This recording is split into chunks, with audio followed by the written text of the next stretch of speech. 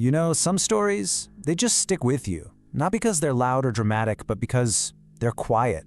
Because they leave this empty space where an answer is supposed to be. Today we're looking into the unsettling silence left behind by a man named Lars Mittank.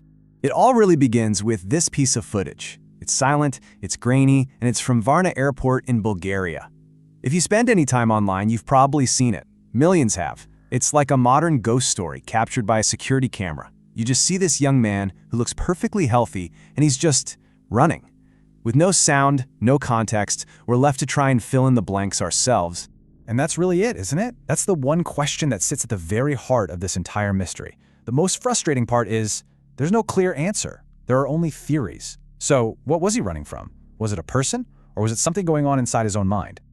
To even start to wrap our heads around this puzzle, we have to begin where the rest of the world did, with these final, chilling moments that have been picked apart frame by frame.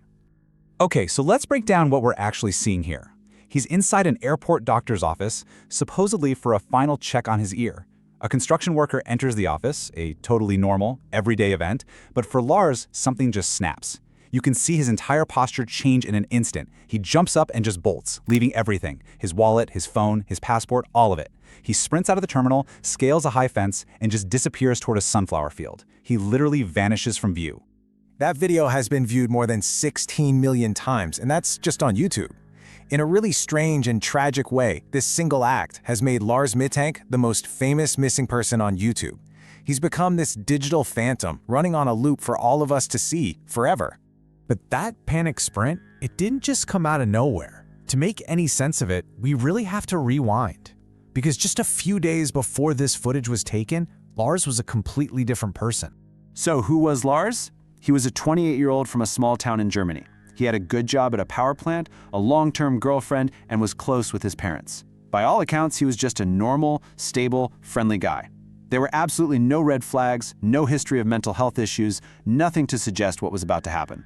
He was on holiday with his friends in Golden Sands, Bulgaria. His friend Paul Raman remembers the trip is just completely ordinary, fun even.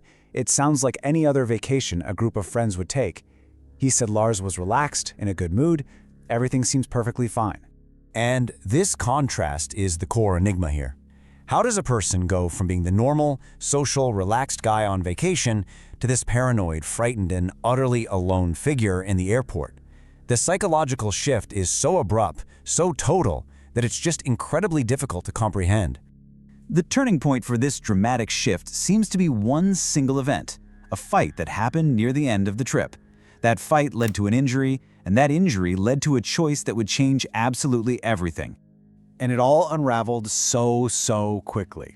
On July 6th, he gets into a minor scuffle over a football match and takes a blow to the head, rupturing his eardrum. The very next day, his friends fly home as scheduled, but Lars stays behind, and by July 8th, he's gone. A normal holiday completely shattered in less than 48 hours.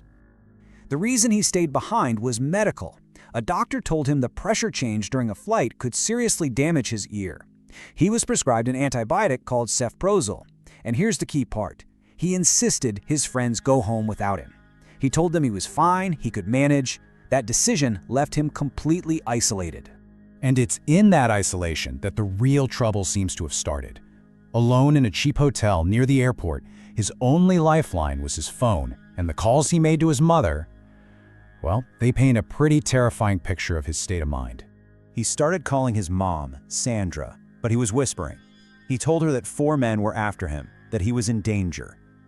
There are also reports that hotel cameras caught him pacing the hallways, peering out of windows, even hiding in an elevator. The fear was clearly becoming very real for him. And this is where it stops being an internet mystery and becomes just a human story. His mother said she could hear his heart pounding through the phone. For him, the terror was absolutely real. And you can only imagine how terrifyingly real it became for her, listening to that from 1,000 miles away. So he disappears into that field, and the footage stops. The story, however, doesn't. It splinters into all these different questions and theories, each one trying to fill the silence he left behind. So what really happened here? Was this extreme paranoia the result of a traumatic brain injury from that fight?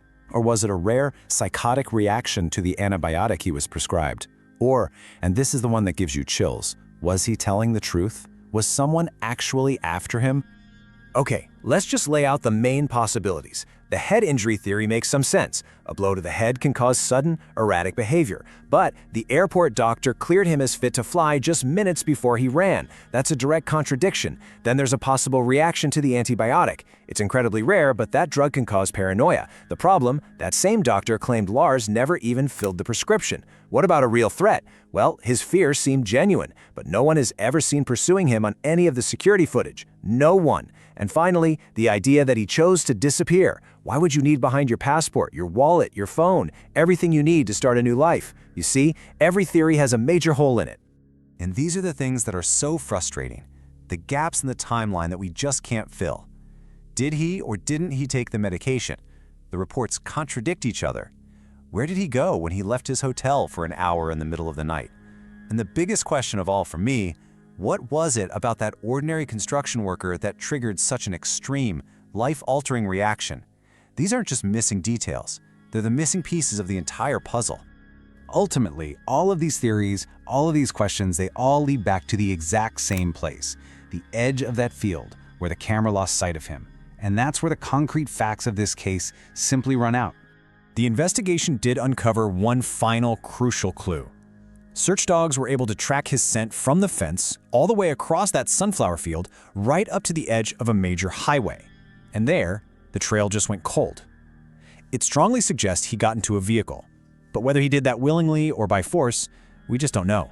And at the end of it all, after all the speculation, you're just left with the human cost. His mother, Sandra, still watches that video, and she says she feels the same helplessness that anyone does watching it.